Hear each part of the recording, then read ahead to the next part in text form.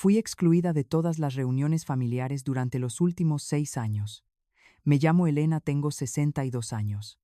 Durante todo este tiempo he vivido como un fantasma en mi propia familia. No porque esté muerta, sino porque para ellos soy completamente invisible. Todo comenzó el día en que mi único hijo Mateo se casó con Valeria. Al principio quise engañarme y justificar el distanciamiento. Pensé que los recién casados necesitaban su espacio, construir su propio nido. Pero lo que empezó como una simple distancia para adaptarse, se convirtió rápidamente en algo mucho más cruel, oscuro y calculado. Hieo suksem tuong som won, hikungat lai surradi. Recuerdo exactamente la primera vez que sentí el filo de su desprecio. Fue en mi cumpleaños número 57. Había preparado una cena íntima, cocinando el platillo favorito de Mateo desde que era un niño, un buen pastel de carne con puré de papas y en el horno su pastel de chocolate. Esperé hasta las 9 de la noche. La casa olía a recuerdos, pero estaba sumida en un silencio sepulcral. El teléfono sonó una sola vez. Mamá, lo siento mucho, pero Valeria no se siente bien. Tendremos que cancelar, me dijo Mateo. Su voz sonaba distante, metálica, casi ensayada. Me quedé helada. De fondo, a través de la bocina del teléfono, escuché claramente el volumen alto del televisor y risas. Risas vibrantes, sonoras, descaradas. Risas que definitivamente no sonaban como las de alguien enfermo en cama. Tragando el nudo punzante en mi garganta, le pregunté si necesitaban que les llevara algo de comida o medicina. No, mamá, solo necesita descansar, respondió secamente y colgó. Esa noche cené sola en la penumbra frente a 2 platos intactos. Antes de continuar, te pido algo sencillo. Si esta historia toca tu corazón en algún momento, suscríbete al canal. Aquí ningún dolor se cuenta en vano. La herida se hizo más profunda y dolorosa con la llegada de la Navidad. En nuestra vieja casa de Coyoacán siempre celebrábamos la Nochebuena juntos sin excepción. Tenía guardadas celosamente las esferas que Mateo había hecho en la escuela primaria y los platos festivos que heredé de mi madre. 3 días antes de la cena, mi hijo llamó para destruir nuestra historia. Mamá, este año haremos algo pequeño, solo nosotros dos.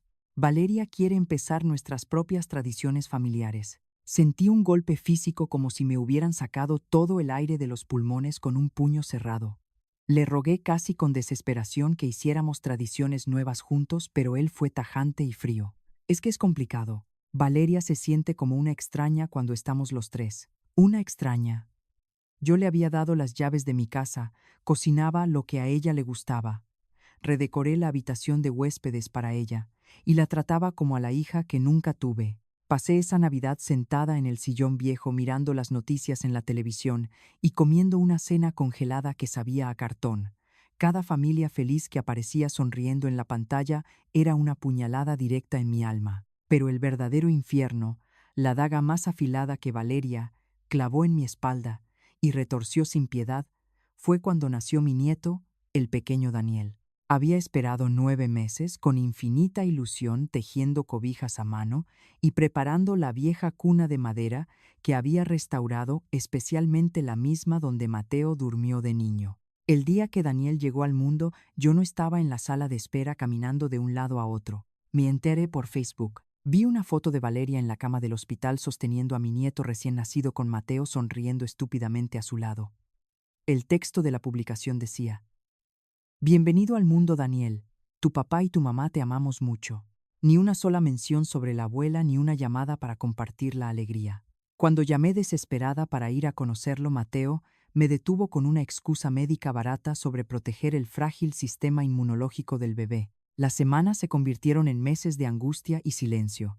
Cuando por fin me permitieron verlo en un parque público, durante exactamente 1 hora contada por reloj, Valeria ni siquiera me dejó cargarlo en mis brazos. ¿Está muy apegado a mí? No queremos que se altere, dijo regalándome una sonrisa tensa que no le llegaba a los ojos. Mi propio hijo asintió lentamente, como si yo fuera un grave peligro para mi propia sangre. Esa fue la última vez que vi el rostro de mi nieto durante casi 1 año entero. Las justificaciones para mantenerme alejada se volvieron más elaboradas, más absurdas y definitivamente más crueles. Tu presencia es muy intensa, me dijo Mateo una vez repitiendo el veneno exacto que su mujer le inyectaba a diario. Intensa por querer abrazar a mi nieto. intensa por querer existir en la vida de la familia que yo misma construí. El punto de quiebre definitivo donde mi corazón dejó de sangrar para empezar a congelarse llegó en el tercer cumpleaños de Daniel. Esta vez ni siquiera se molestaron en inventar una excusa barata o una mentira piadosa. Simplemente fui borrada del mapa. De nuevo la fría pantalla de mi celular fue mi única ventana al infierno. Vi las fotos de una fiesta enorme y costosa con temática de superhéroes payasos, un pastel inmenso de 3 pisos y más de 50 invitados. Estaba toda la familia de Valeria, sus amigos, los colegas engreídos de Mateo. Todos, absolutamente todos, menos yo. Deslicé el dedo por la pantalla y mi respiración se detuvo abruptamente. En una de las fotos, el pequeño Daniel llevaba un disfraz de Superman. Era idéntico al que yo misma le había cosido a máquina a Mateo a esa misma edad para un Halloween. La ironía era macabra y asfixiante. Mi nieto llevaba puesto el reflejo del amor incondicional que yo le di a su padre en una fiesta donde mi sola existencia era repudiada con asco. Miro mis manos. Las arrugas del tiempo tiemblan ligeramente. Una lágrima caliente y pesada cae sobre la pantalla del teléfono distorsionando la sonrisa de Valeria.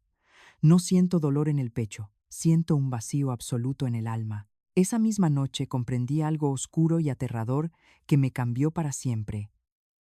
Esto no era un malentendido de parejas jóvenes, era un acto deliberado calculado milimétricamente y diseñado específicamente para destruirme desde adentro. Pero lo que Valeria no sabía es que al empujarme sin piedad a la oscuridad, me estaba enseñando a ver perfectamente de noche. Lo que estaba por venir haría que estos 6 años de exclusión miserable parecieran un simple juego de niños. 3 semanas después de esa fiesta fastuosa, el timbre de mi casa sonó de golpe, sacudiendo el silencio de la tarde.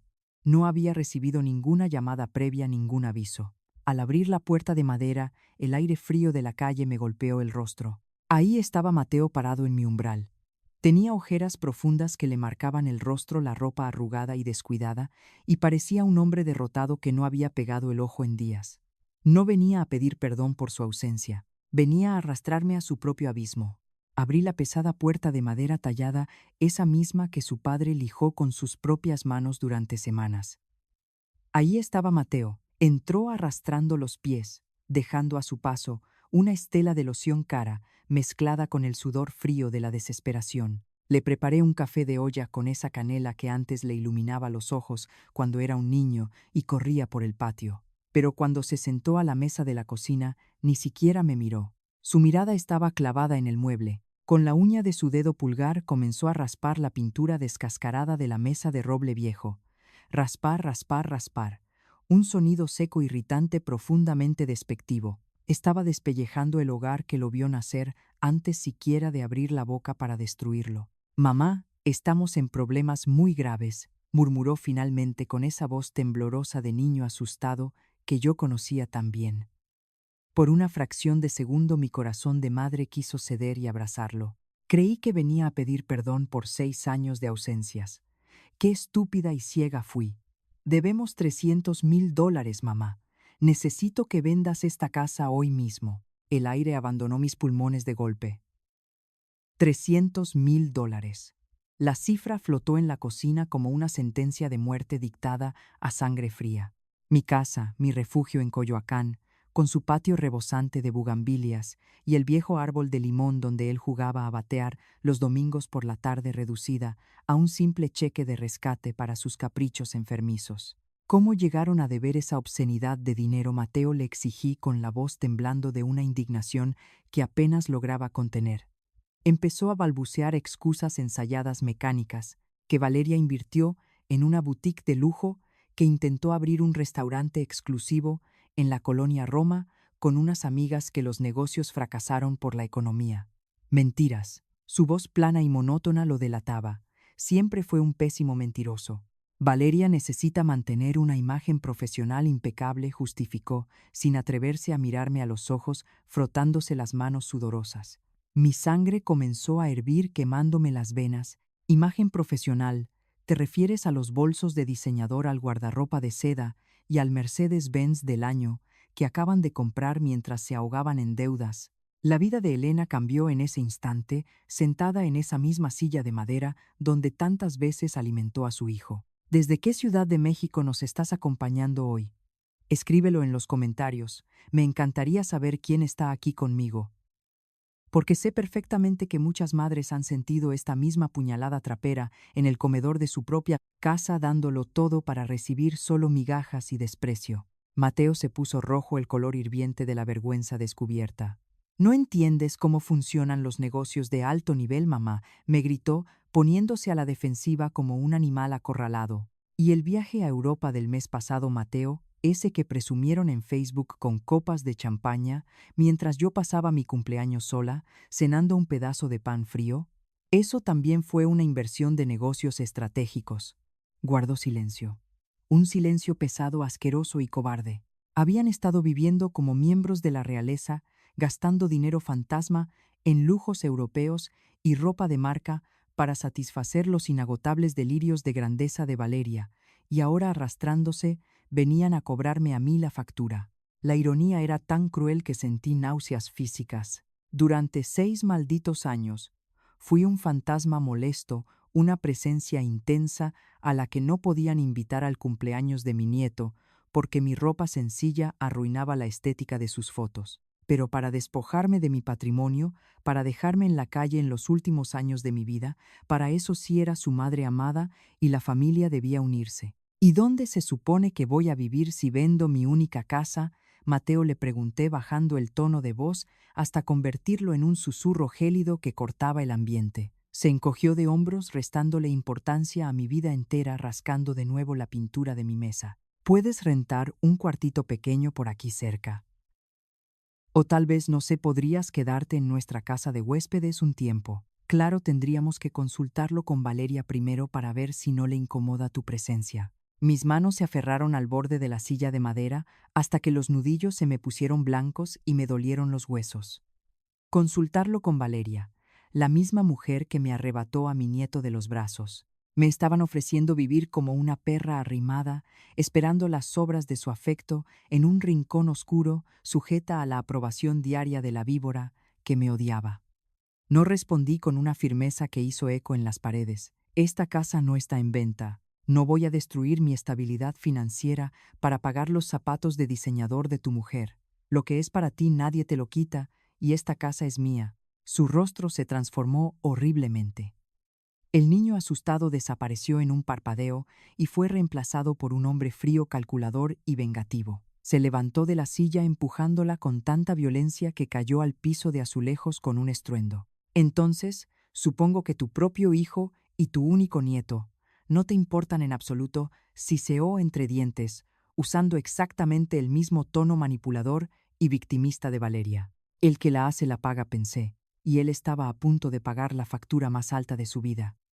«Ustedes decidieron que yo no importaba hace 6 años, Mateo. Ahora enfrenten las consecuencias de sus actos como los adultos que dicen ser». Caminó hacia la puerta, pero antes de cruzar el umbral se detuvo y giró la cabeza lentamente, mirándome por encima del hombro. «Esto no se va a quedar así, mamá», amenazó, con los ojos inyectados en sangre y la mandíbula tensa. «Valeria dice que hay maneras legales de forzar estas situaciones». La pesada puerta de madera se cerró de un portazo que hizo temblar los cristales de las ventanas de toda la casa. Me quedé sola en la cocina con el café de olla enfriándose sobre la mesa profanada por sus uñas. Maneras legales. Personas que no están en sus cabales. Un escalofrío helado punzante recorrió mi espina dorsal desde la nuca hasta los pies. Me estaban amenazando de frente. Insinuaban declararme senil, loca, incapaz de administrar mis propios bienes. Mi propio hijo, la sangre de mi sangre, estaba dispuesto a arrebatarme la cordura legalmente con tal de robarme mi hogar y dárselo a su esposa. El miedo inicial, que me paralizó por unos segundos, se transformó rápidamente en algo más oscuro, más denso y mucho más poderoso. Rabia, una furia volcánica ancestral que me encendió el alma. No sabían a quién acababan de declararle la guerra. Ellos creían que yo era una anciana débil, ignorante y arrinconada, pero estaban a punto de descubrir que una madre herida a la que le han quitado todo el amor es más peligrosa que cualquier bestia. Y la cacería apenas estaba por comenzar. Me quedé sola en la cocina envuelta en el eco ensordecedor del portazo de Mateo. Miré mis manos temblorosas descansando sobre la mesa de roble, la misma mesa que él acababa de arañar con tanto desprecio. Las yemas de mis dedos estaban ásperas, marcadas por décadas de costurar ajeno y amasar tamales de madrugada para pagarle el colegio privado que su padre y yo apenas podíamos costear. Con estas mismas manos te di de comer cuando no teníamos un peso partido por la mitad. Y ahora con estas mismas manos me quieres empujar al abismo. El dolor no era agudo. Era un peso muerto, una piedra de molino atada a mi pecho que me arrastraba hacia el fondo. Me levanté despacio sintiendo el crujir de mis rodillas y caminé hacia la sala. Cada rincón de esta casa en Coyoacán estaba impregnado de él. Allí estaba la esquina donde dio sus primeros pasos y allá la pared donde marcaba su estatura cada cumpleaños. Mamá, cuando sea grande te voy a comprar un castillo, me decía, con su vocecita de niño. Ahora, a sus 40 años, el único castillo que quería construir era el de su arrogancia usando los ladrillos de mi ruina. Me arrastré hasta su antigua habitación, la que he mantenido intacta durante años, con la estúpida esperanza de que algún día trajera a mi nieto a dormir aquí. Sobre la cama descansaba un bate de béisbol de aluminio. Lo compré con mis ahorros de 6 meses cuando él cumplió 12 años. Recuerdo su sonrisa brillante prometiéndome que batearía un home run solo para mí. Lo tomé entre mis manos. El metal estaba ridículamente frío contra mis palmas sudorosas. Él ya no necesitaba un bate de béisbol para golpear. Ahora usaba sus palabras, sus amenazas legales de declararme senil para destrozarme el cráneo y la cordura. ¿Cómo fue que mi niño el chamaco, que lloraba cuando se raspaba las rodillas, se convirtió en este monstruo cobarde que se esconde detrás de las faldas de una mujer codiciosa? Valeria no lo había embrujado. Ella simplemente había despertado la avaricia podrida que él ya llevaba dentro. Dejé caer el bate. El golpe seco del aluminio contra el piso de madera resonó como un disparo de ejecución en la casa vacía. Me senté en el borde de su cama y saqué mi teléfono celular.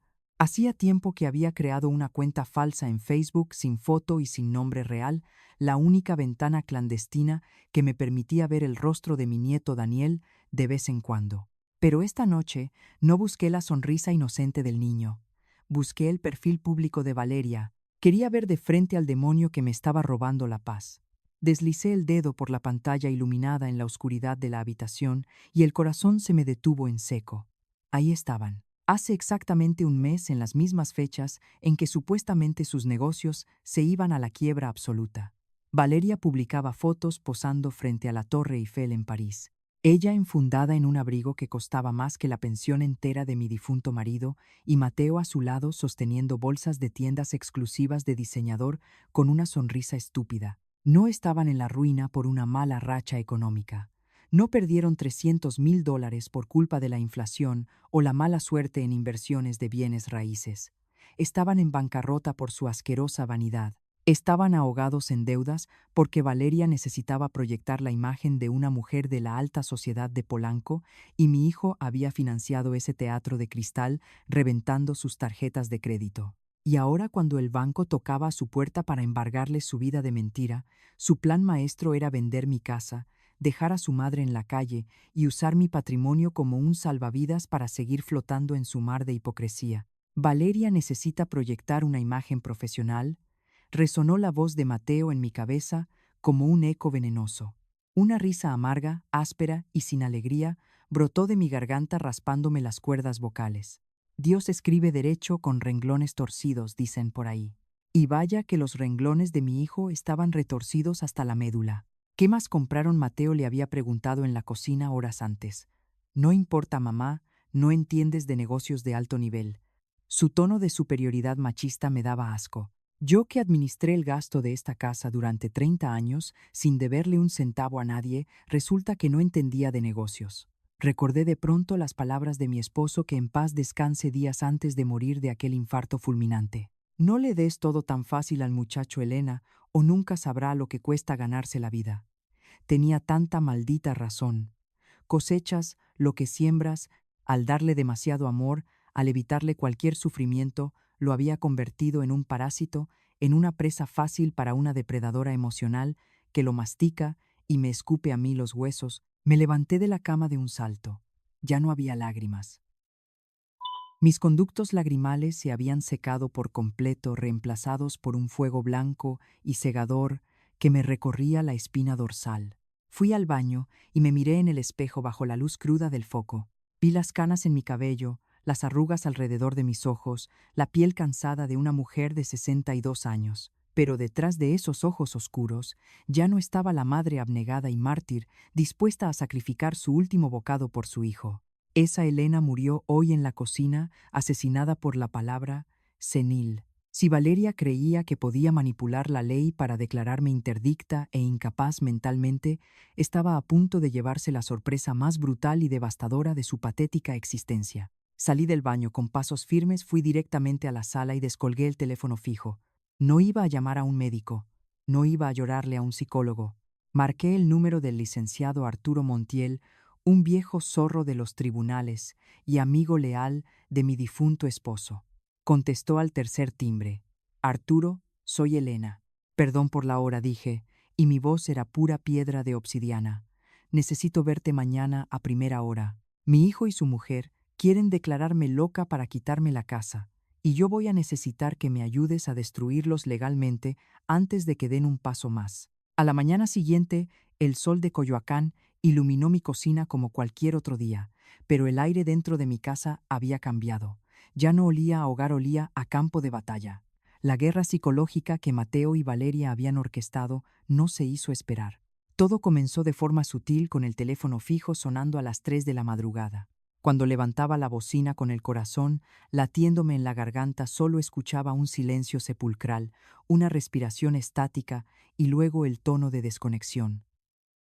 No era una broma de adolescentes, era un mensaje claro. Mi propio hijo, el bebé al que yo le cantaba canciones de cuna para espantarle los monstruos debajo de la cama, ahora se había convertido en el monstruo que me aterrorizaba en la oscuridad. Estaba usando tácticas de matones de poca monta para quebrar mi voluntad y obligarme a malbaratar mi patrimonio. Sentí un asco profundo, un revulsivo en la boca del estómago. Ya no había lágrimas en mis ojos, solo una frialdad absoluta que me helaba la sangre y me mantenía peligrosamente lúcida. Esa misma mañana me arreglé con esmero, me puse un poco de labial rojo, que hace años no usaba, y me dirigí al despacho del licenciado Arturo Montiel. Su oficina, forrada de madera vieja y libros de derecho, olía a tabaco y a justicia implacable. Me senté frente a él y le conté absolutamente todos los 6 años de desprecio silencioso, la grotesca deuda de $300,000, las exigencias de Valeria, las insinuaciones de declararme loca y las llamadas de madrugada. Arturo me escuchó sin interrumpir, con los codos apoyados en su escritorio de caoba. Cuando terminé, se quitó los lentes despacio y suspiró con pesadez. Elena, me dijo con su voz grave, no criaste a un empresario brillante que tuvo mala suerte. Criaste a un delincuente de cuello blanco que ni siquiera sabe robar bien. Te están aplicando terrorismo doméstico. Sus palabras me golpearon como un bloque de cemento. Terrorismo doméstico. Esa era la definición legal para la basura en la que se había convertido mi familia. Si creen que pueden declararte interdicta por senilidad, están jugando con fuego, continuó Arturo, pero tenemos que ser más astutos que ellos. A partir de hoy, dejas de ser la madre abnegada y te conviertes en la peor pesadilla de sus vidas. La escalada de hostigamiento no se detuvo en las llamadas telefónicas. Unos días después, un sedán gris, con vidrios polarizados, comenzó a estacionarse frente a mi casa durante horas. Doña Rosa, mi vecina de toda la vida, y una mujer que no se le escapa ni un suspiro en la calle, vino a tocarme la puerta alarmada. Elena, hay unos tipos raros. Vigilando tu entrada, me advirtió en un susurro mirando de reojo por la ventana. Le sonreí para tranquilizarla, aunque por dentro mi mente trabajaba a 1000 por hora. No te preocupes, Rosa, son cobardes, le respondí. Y era verdad. La ironía de la situación era patética. Valeria y Mateo estaban financiando mi tortura psicológica usando tarjetas de crédito que ya estaban hasta el tope. Pagaban a criminales de quinta para vigilar a una viuda de 62 años, creyendo que el miedo me haría correr a la notaría a cederles las escrituras de mi casa. Pero el miedo es para los que tienen algo que perder, y ellos ya me habían quitado lo único que me importaba, el amor de mi hijo. El punto de no retorno, la línea roja que cruzaron con absoluta desfachatez, ocurrió en la tercera semana de este infierno. Al salir al patio una mañana descubrí que mis rosales, los mismos que planté cuando Mateo cumplió 10 años, estaban pisoteados, arrancados de raíz y destrozados brutalmente contra el pavimento. En la puerta principal, alguien había escrito con un marcador negro y grueso: «Paga lo que debes». La sangre me hirvió. Saqué mi celular y llamé directamente a Mateo. Contestó al segundo tono haciéndose el desentendido. «¿Qué significa esto, Mateo?». Las llamadas, los carros, mis flores destrozadas, le solté como un latigazo. Comenzó a tartamudear, a llamarme paranoica, a decir que necesitaba ir a un psiquiatra. «Voy a llamar a la policía, Mateo», lo amenacé con voz de hielo. Y entonces mi hijo, en su infinita estupidez y arrogancia, cometió el error más grande de su patética existencia. «Llama a quien quieras, mamá. No van a encontrar nada que nos conecte a nosotros». Cerré los ojos saboreando el error. Una confesión disfrazada de negación. Me acababa de confirmar con sus propias palabras que ellos eran los autores intelectuales. Colgué el teléfono sin decir una palabra más. Inmediatamente le marqué a Arturo. La trampa estaba lista, pero necesitaba la carnada perfecta. «Tengo su confirmación implícita», le informé a mi abogado. Arturo soltó una carcajada seca al otro lado de la línea. «Excelente, Elena. Ahora viene el plan maestro», me instruyó. Me explicó algo que cambió por completo las reglas del juego. Si Mateo y Valeria irrumpían en mi casa mientras yo estaba adentro, la policía lo trataría como una simple disputa familiar, un malentendido de parientes. Pero si yo me mudaba en secreto a otro lado y ellos forzaban la entrada para destruir mis cosas, estando la casa vacía, los cargos se elevarían a allanamiento de morada, daño en propiedad ajena y asociación delictuosa. Delitos graves. Cárcel directa. Esa misma tarde empacé un bolso pequeño y caminé hacia la casa de doña Rosa. Iba a transformar mi adorado hogar en una jaula de acero para atrapar a las ratas que yo misma había alimentado. La cacería había comenzado oficialmente, y yo iba a disfrutar cada segundo de su inminente destrucción. Para atrapar a una bestia que conoce todos tus puntos débiles, tienes que dejar de pensar como su presa y empezar a pensar como su verdugo. Esa misma tarde, después de salir del despacho de Arturo, tomé el dinero que tenía guardado para emergencias médicas y contraté a un técnico en seguridad. Pero no quería el servicio básico que cualquier hijo podría detectar a simple vista. Le exigí lo mejor, lo más indetectable. Mientras el muchacho perforaba discretamente las paredes de mi casa en Coyoacán, yo observaba cómo mi refugio de 35 años se transformaba en una trampa de acero. Estas cámaras graban en alta definición, y el video sube directamente a la nube, señora, me explicó el técnico mostrándome una aplicación en mi celular. Aunque las destruyan a martillazos, la evidencia ya estará asegurada para siempre. Sonreí con una frialdad que me asustó a mí misma. Había puesto lentes diminutos en los marcos de los cuadros familiares, en el reloj de la cocina y sobre todo en la habitación de Mateo. Iba a documentar en tiempo real y con audio perfecto cómo mi propia sangre profanaba el templo de su infancia para pagar los delirios de grandeza de su mujer. Pero la tecnología no era suficiente. La verdadera obra maestra de este plan radicaba en la ilusión. El abogado había sido muy claro: si yo estaba físicamente en la casa, cuando ellos decidieran atacar, la policía podría tratarlo como un simple altercado doméstico, un pleito de familia. Peor aún, con lo desesperados y rabiosos que estaban, yo corría un peligro físico real. Así que hice mi maleta más pequeña, metí lo indispensable y caminé los 20 pasos que separaban mi puerta de la de doña Rosa. Sin embargo, para los ojos que vigilaban desde el sedán gris estacionado en la esquina, la viuda Elena seguía viviendo su vida monótona y solitaria. Durante las siguientes 2 semanas, me convertí en un fantasma en mi propio hogar. Cada mañana me escabullía por la puerta trasera, abría las cortinas de la sala, encendía la radio en la estación de siempre y preparaba café de olla solo para que el aroma engañara a los vecinos. Muchas de nosotras guardamos secretos que pesan en el alma, dolores que nos obligan a escondernos en nuestra propia vida para no ser devoradas por quienes amamos. Si entiendes el peso que lleva mi corazón en este momento, deja tu saludo y tu ciudad en los comentarios, porque sé que no estamos solas en este oscuro camino de espinas. Vivir agazapada en la casa de al lado me obligó a enfrentarme a mis propios demonios. Una noche, mientras compartíamos un pan dulce en su comedor, doña Rosa miró por la ventana hacia mi casa a oscuras y me tomó de la mano. Sus ojos estaban cristalinos, llenos de esa lástima bien intencionada que a veces quema más que el odio. No te remuerde la conciencia. Elena, estás engañando a tu propio hijo, tendiéndole una trampa como si fuera un delincuente. Cualquiera me preguntó con la voz quebrada.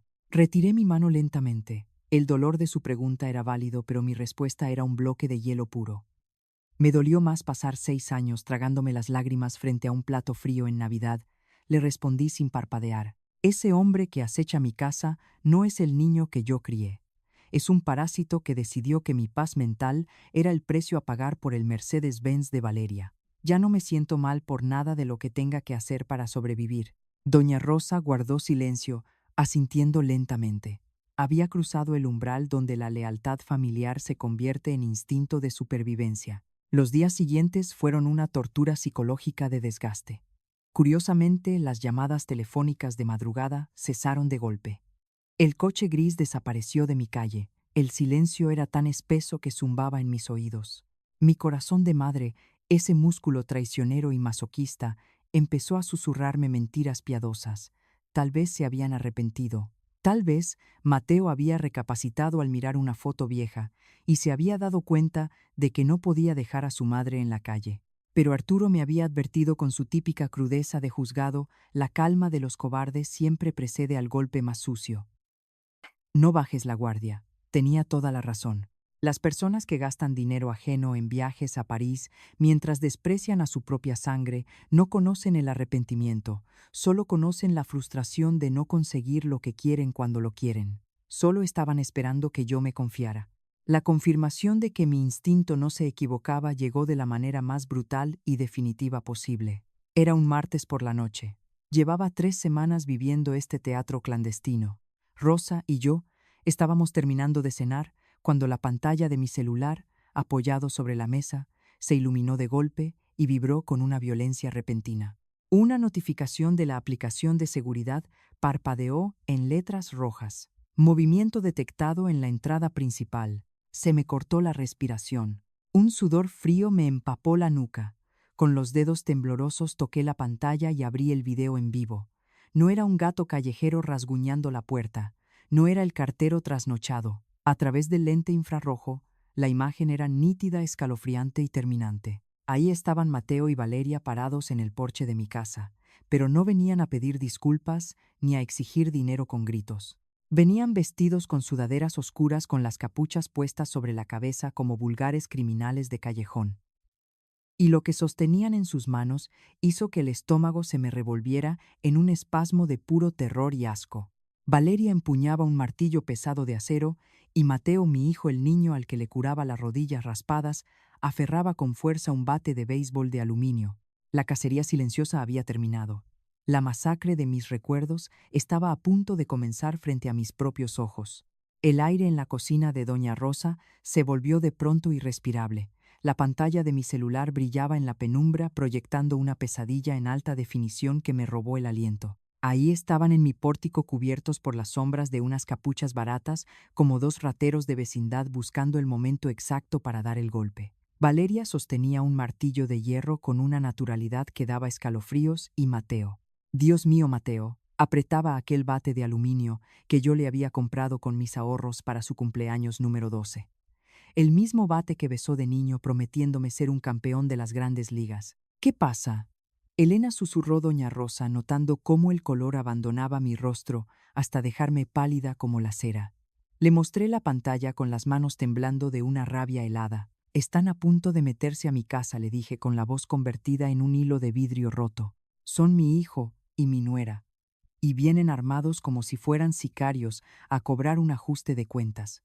El golpe seco del metal, forzando la chapa de mi puerta principal, resonó a través de la bocina del teléfono, perforándome los tímpanos. Mis dedos marcaron el 911 por puro instinto de supervivencia, mientras mis ojos seguían clavados en la transmisión en vivo.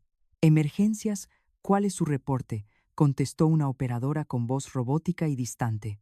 «Hay 2 personas irrumpiendo ilegalmente en mi domicilio en Coyoacán». Los estoy viendo por las cámaras de seguridad. En este preciso instante respondí luchando contra la taquicardia que amenazaba con asfixiarme. ¿Dónde se encuentra usted, señora? ¿Están armados?, inquirió la voz al otro lado. Estoy a salvo en la casa de mi vecina. Los intrusos son mi propio hijo y su esposa, y traen un bate y un martillo. Por favor, mande una patrulla antes de que acaben con mi vida entera. Mientras la operadora pedía mi dirección exacta en la pantalla, vi cómo la pesada puerta de caoba, esa que mi marido cuidaba con tanto esmero, cedía con un crujido espantoso. Entraron como buitres hambrientos pisoteando el suelo que los vio crecer. No buscaban joyas ni dinero en efectivo. No iban tras una caja fuerte oculta. Valeria caminó directamente hacia la sala con pasos firmes y decididos. Iban a destruir mi alma. La primera víctima de su saña fue el piano de pared en la sala. Ese viejo piano vertical donde pagué años de clases particulares para que Mateo aprendiera a tocar las mañanitas. Valeria soltó una carcajada silenciosa que el micrófono de la cámara captó perfectamente. Levantó el martillo y comenzó a destrozar las teclas de marfil con una furia sádica. El sonido era nauseabundo, una cacofonía de notas desafinadas y madera astillada que me revolvía el estómago. Pero lo que verdaderamente me partió en dos no fue la bajeza de esa víbora. Fue ver a Mateo. Mi hijo no la detuvo. Al contrario, levantó el bate de aluminio y empezó a golpear las patas del piano hasta que el instrumento se derrumbó con un estruendo agónico. Señora, las unidades ya van en camino. ¿Qué están haciendo los intrusos?, me preguntó la operadora, sacándome de mi estupor. Están demoliendo mis recuerdos, le contesté con lágrimas de pura indignación quemándome las mejillas. Están matando al niño que alguna vez vivió en esa casa para dejar solo a este cobarde. La carnicería emocional apenas comenzaba. En la pantalla de mi celular vi cómo se dirigían a mi recámara principal.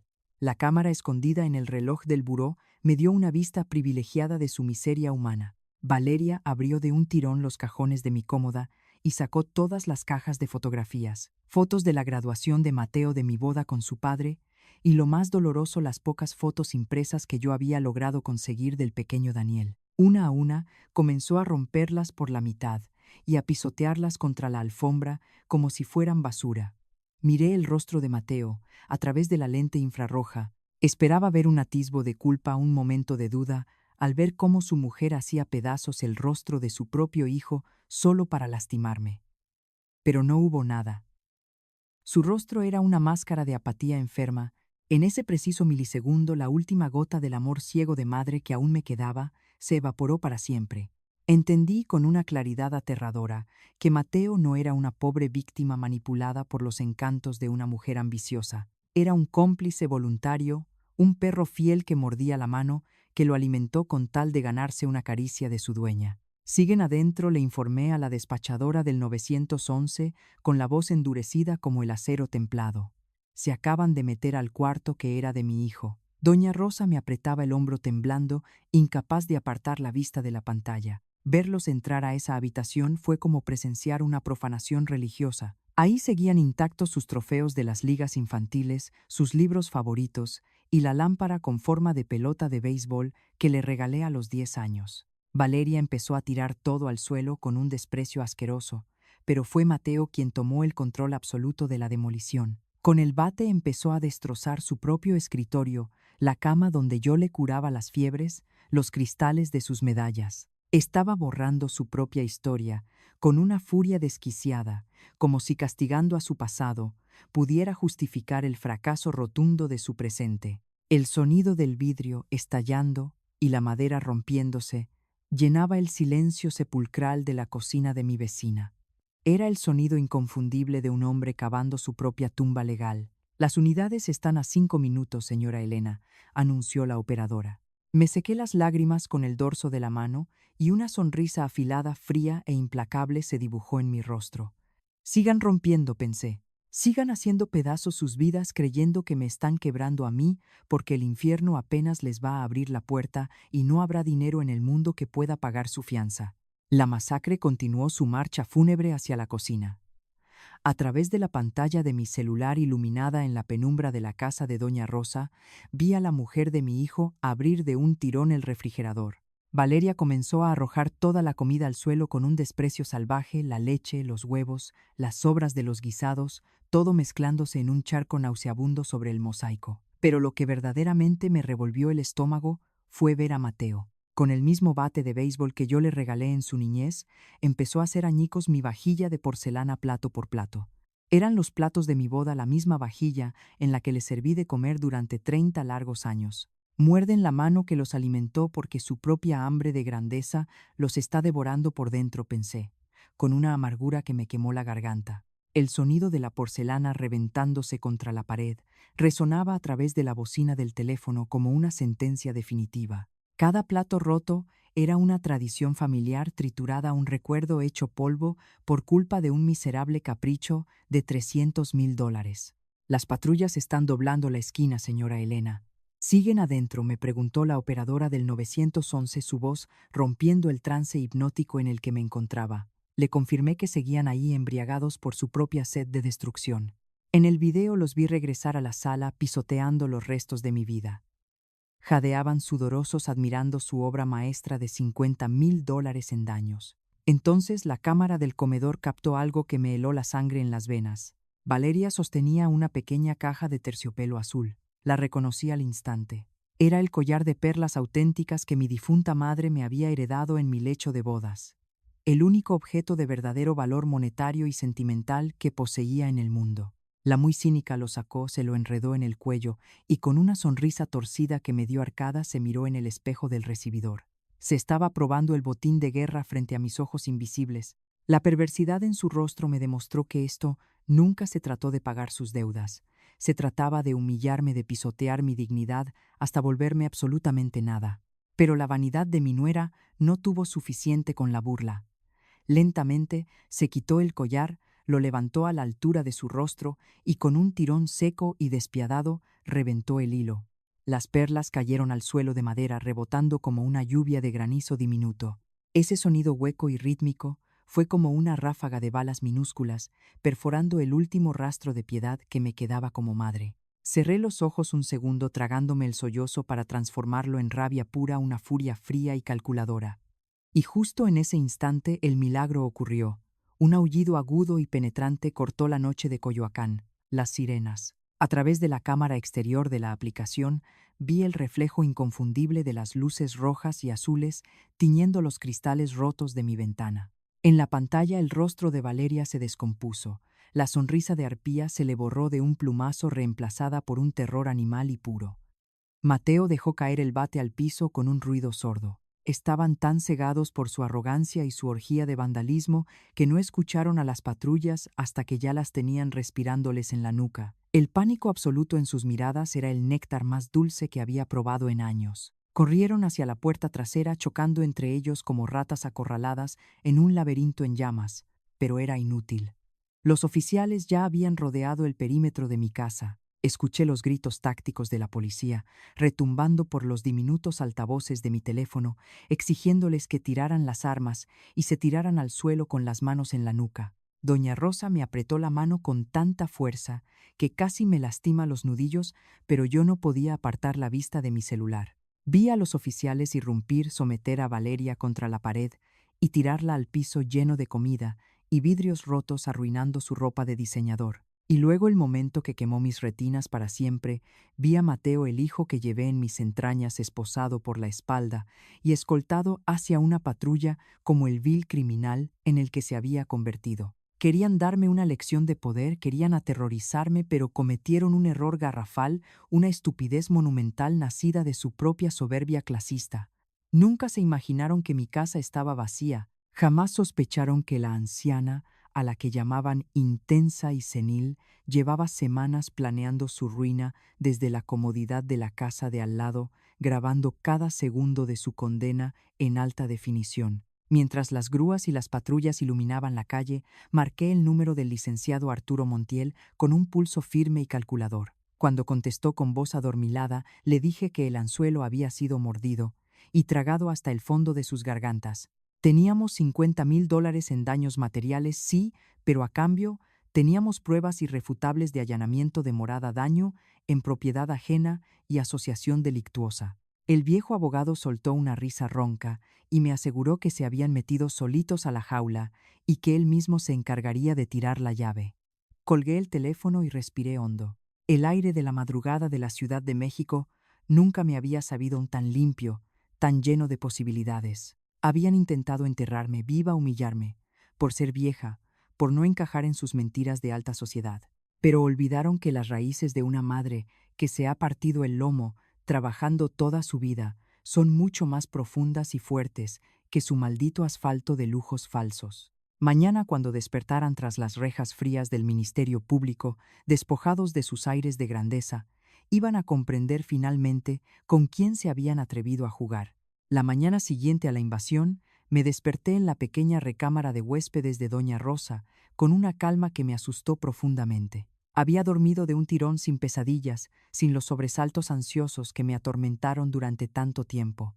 Durante 6 largos años había caminado sobre cáscaras de huevo mendigando un rincón oscuro en la vida de mi hijo, torturándome en silencio con la duda venenosa de si yo era verdaderamente la culpable de su desprecio. Pero al ver a través de aquella pantalla mi sala destrozada y mis recuerdos familiares pisoteados con tanta saña, la venda cayó al suelo frío junto con las perlas arrancadas de mi madre. Ya no había excusas que valieran. Mi hijo no era una pobre víctima de las circunstancias, ni un hombre manipulado. Era el verdugo voluntario de su propia madre. El licenciado Arturo me llamó justo a las 8 de la mañana. Elena, la audiencia de control y fianza es a las 2 de la tarde en los juzgados del reclusorio. ¿Estás lista para ver a tus niños con el uniforme reglamentario?, me preguntó con su típico tono áspero. Le respondí que llevaba más de un lustro preparándome para este funeral, porque el Mateo que yo parí había muerto anoche a batazos limpios en el cuarto que lo vio crecer. Me vestí con la mayor pulcritud y sobriedad posible, una blusa blanca impecable, un pantalón sastre oscuro y mi rebozo gris favorito sobre los hombros. Quería proyectar exactamente lo que era frente al estrado una mujer viuda de Coyoacán, trabajadora digna y de pie, a la que no iban a quebrar un par de mocosos berrinchudos. Al llegar a los juzgados penales, el olor a encierro, humedad y desesperación me golpeó el rostro. Arturo ya me esperaba en los pasillos, junto a la fiscal del Ministerio Público, la licenciada Patricia Morales, una mujer de mirada afilada que no se andaba con rodeos ni sentimentalismos. Doña Elena me saludó, apretándome la mano con firmeza. El expediente que armó su abogado, junto con nuestras periciales, es una auténtica obra de arte. Vamos a solicitar prisión preventiva justificada. Le aseguro que esos dos no pisan la calle el día de hoy. Me acomodé en los banquillos de madera dura de la sala de audiencias, sintiendo los latidos en mi garganta. Cuando se abrió la pesada puerta lateral, la bilis se me revolvió en el estómago. Ahí entraron los supuestos señores de Polanco, los magnates de las boutiques europeas y los viajes a París, enfundados ahora en los uniformes beige del reclusorio, esposados de pies y manos, arrastrando sus cadenas como viles rateros de la Merced. Mateo ni siquiera tuvo el valor de levantar la vista del piso de linóleo. Caminaba encorvado, arrastrando los pies, encogido bajo el peso aplastante de su propia estupidez. Pero Valeria, la fiera herida seguía viva y coleando. Al verme sentada en primera fila inquebrantable, me clavó una mirada cargada de un veneno tan negro que en otros tiempos me habría hecho encoger del miedo y pedirle perdón por existir. Hoy esa misma mirada solo me provocó una sonrisa compasiva y helada. Su abogado defensor, un muchachito de traje barato que sudaba a mares revisando sus papeles, intentó el truco más viejo y patético del sistema judicial. Le rogó al juez que considerara todo como un simple malentendido doméstico, un exabrupto desafortunado producto del estrés financiero extremo, asegurando que sus clientes, ciudadanos de bien y sin antecedentes, estaban dispuestos a reparar los daños de inmediato si los dejaban enfrentar el proceso en libertad. Ciudadanos de bien, pensé apretando los dientes con un asco profundo. Tienen el cinismo de llamarse ciudadanos de bien después de intentar arrancar a martillazos la poca cordura que me quedaba. El juez, un hombre mayor de ceño fruncido y voz de trueno, lo interrumpió en seco, golpeando el escritorio. ¿Tiene usted el descaro de llamar malentendido a meterse encapuchados en la madrugada con bates y martillos a la casa de una anciana para causar destrozos valuados en casi 1 millón de pesos? Fue entonces cuando la fiscal Morales se puso de pie, acomodó sus gruesos lentes y el verdadero espectáculo de justicia comenzó. Soltó la bomba que hizo trizas el castillo de naipes y mentiras de mi nuera. Su señoría, declaró la fiscal con voz impecable, proyectando una carpeta gruesa sobre su estrado.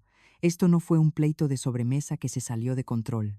Tenemos evidencia contundente y cronológica: 3 meses de llamadas a la madrugada, hostigamiento sistemático, vandalismo previo en el jardín y mensajes claros de extorsión. Pero lo más escalofriante es que la víctima, previendo este ataque cobarde, tuvo que abandonar en secreto su propio hogar y refugiarse en la casa vecina, instalando cámaras ocultas que lo grabaron absolutamente todo. Vi cómo la mandíbula de Valeria se desencajaba lentamente, perdiendo todo el color del rostro. Mateo levantó la cabeza de golpe con los ojos desorbitados, mirándome como si estuviera viendo a un fantasma resucitado. La arrogancia de creer que yo era una vieja ignorante que no entendía de tecnología se les estaba cobrando con altísimos intereses carcelarios.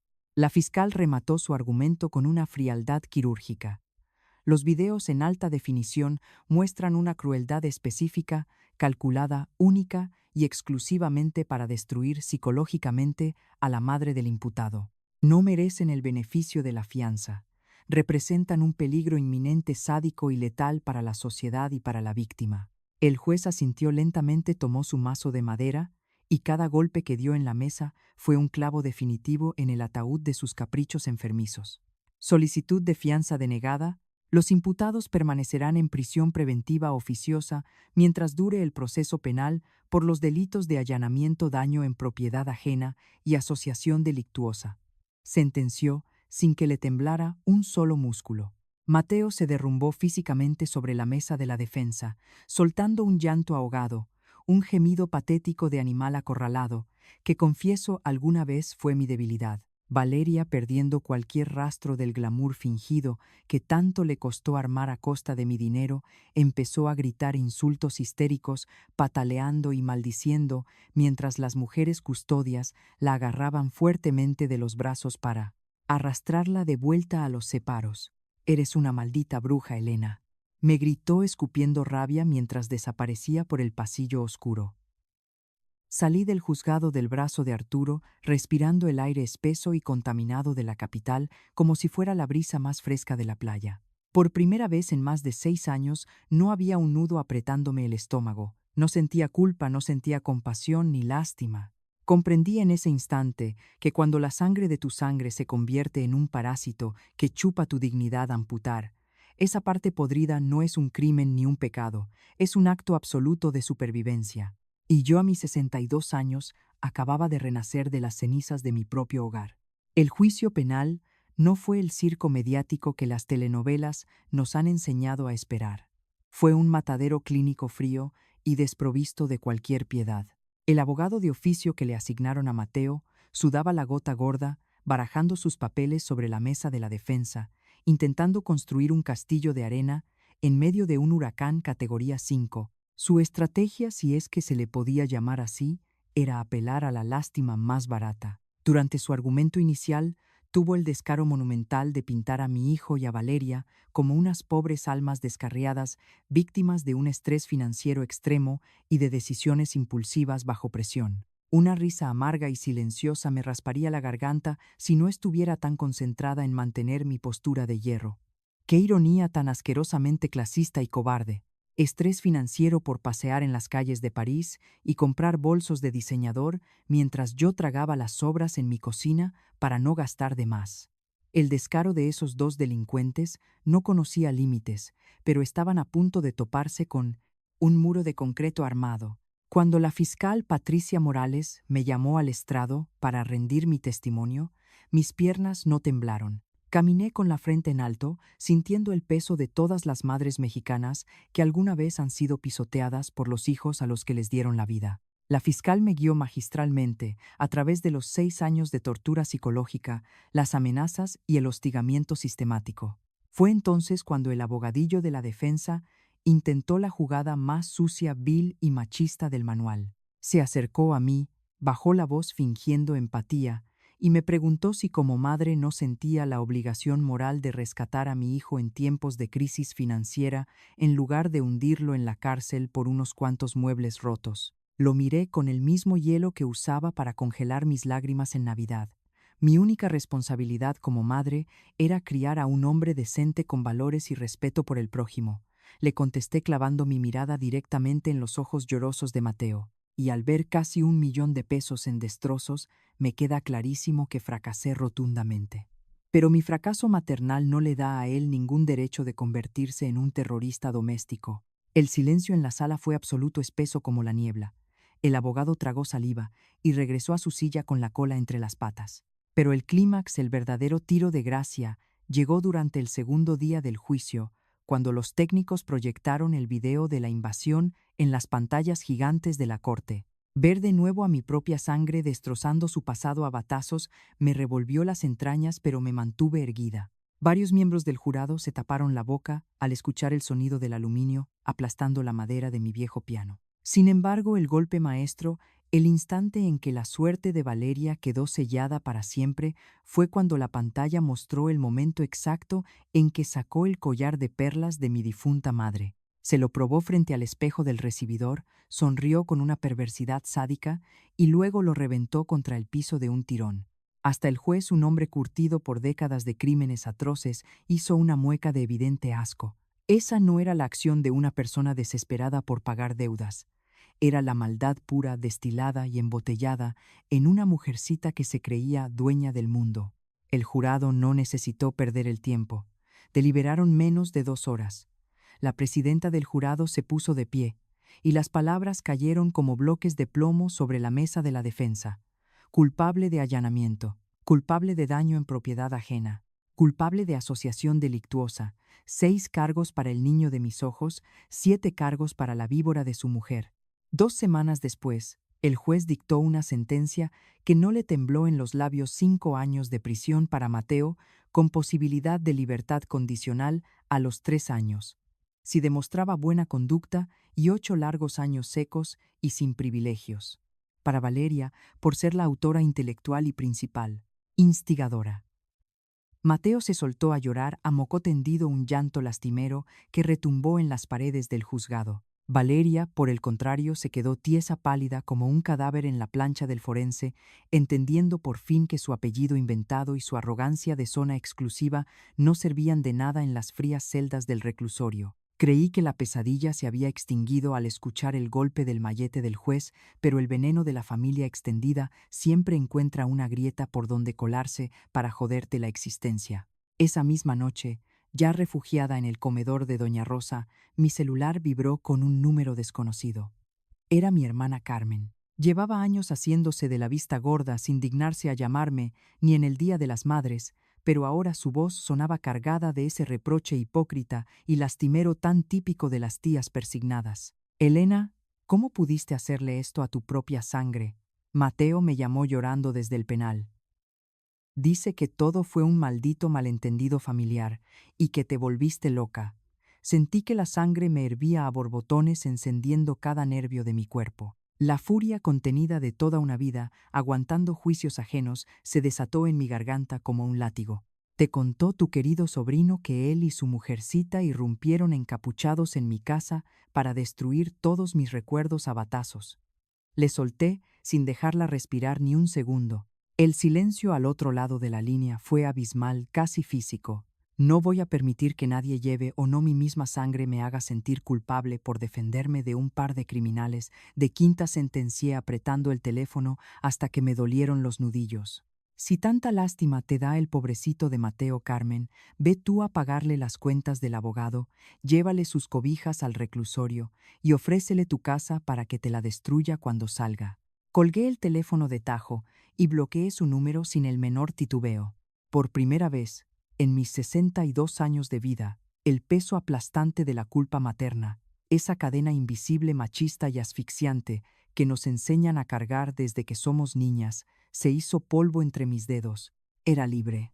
Había perdido a un hijo, sí, y el duelo de esa muerte en vida me acompañaría siempre, pero a cambio, acababa de recuperar algo infinitamente más valioso a la mujer entera, digna y de acero que yo había enterrado viva para darle vida a él.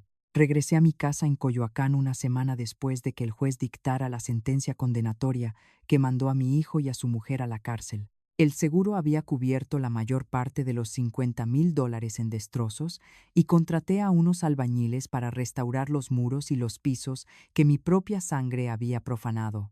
Pero no quería que la casa quedara exactamente igual. Volver a lo mismo habría sido como intentar revivir a un muerto que ya apestaba. El cuarto, que durante casi 4 décadas perteneció a Mateo, ese santuario intocable, lleno de trofeos de béisbol y recuerdos infantiles, lo mandé vaciar por completo. Lo pinté de un amarillo vibrante y lo convertí en un cuarto de costura y lectura para mí. Mientras las brochas cubrían las paredes donde antes colgaban sus medallas, sentí un nudo apretado en la garganta, una punzada traicionera de esa madre mártir que se resistía a desaparecer. ¿Fui demasiado dura?, me preguntó esa voz antigua y culposa en mi cabeza. Pero al recordar el sonido crujiente del bate de aluminio destrozando mi viejo piano, la debilidad se evaporó como agua sobre una plancha hirviendo. La sangre te hace pariente, pero la lealtad te hace familia. Me dije en voz alta, barriendo hacia la calle el último rastro del niño que decidí enterrar en mi memoria. Los meses siguientes me trajeron una paz absoluta y silenciosa que no conocía desde que ese par de sanguijuelas empezaron a exprimir mi vida. Doña Rosa y yo nos volvimos inseparables tomando café de olla en el patio, ahora lleno de macetas nuevas, con bugambilias que florecían con una terquedad hermosa. Fue a través del licenciado Arturo que me enteré del último y patético capítulo de los autodenominados señores de Polanco. Apenas 6 meses después de pisar las frías celdas del reclusorio Valeria, demostrando que entre las ratas de alcantarilla no existe el honor, solicitó el divorcio exprés desde el penal, en un intento desesperado y asqueroso por reducir su propia condena de 8 años, presentó un escrito legal culpando a Mateo de haberla manipulado psicológicamente y obligado a cometer la invasión a mi domicilio. La muy cínica y cobarde alegaba que sufría violencia económica por parte de mi hijo. Me solté a reír a carcajadas en el despacho del abogado, una risa que me limpió el alma. Esa mujer que vendió mi dignidad y la de su propio hijo por un bolso de diseñador, ahora apuñalaba a su cómplice por la espalda para salvar su propio pellejo. Mateo se había quedado en la ruina absoluta, sin esposa, sin lujos europeos, sin casa, y lo más devastador para su enorme ego, sin la madre a la que creyó que podía pisotear y exprimir eternamente. Exactamente 1 año y 2 meses después del juicio, la prueba de fuego definitiva llamó a mi puerta. Estaba regando mis plantas cuando mi celular vibró con un número desconocido. Era una trabajadora social del centro penitenciario donde Mateo cumplía su condena. Su voz era burocrática, suave y con un tono de lástima mal disimulada. Señora Elena, su hijo Mateo me ha pedido encarecidamente que la contacte. Dice que está muy arrepentido, que el encierro lo ha quebrado por completo y que le suplica que lo visite este domingo. Solo quiere pedirle perdón mirándola a los ojos. Por una minúscula fracción de segundo, el fantasma de la madre abnegada quiso tomar el control de mis cuerdas vocales. Quise imaginar a mi hijo llorando reformado, suplicando por mi calor tras las rejas oxidadas. Pero luego, la imagen nítida de Valeria, reventando el collar de perlas de mi madre contra el piso, se proyectó en mi mente como un relámpago cegador. Apreté el teléfono hasta que los nudillos me dolieron. Dígale al interno, le respondí con una voz tan gélida y cortante que pareció bajar la temperatura de mi propia sala, que la madre a la que busca murió de tristeza y decepción hace 7 años, y que yo no tengo un solo segundo que perder visitando a criminales que intentaron dejarme en la calle. No vuelva a llamarme a este número jamás.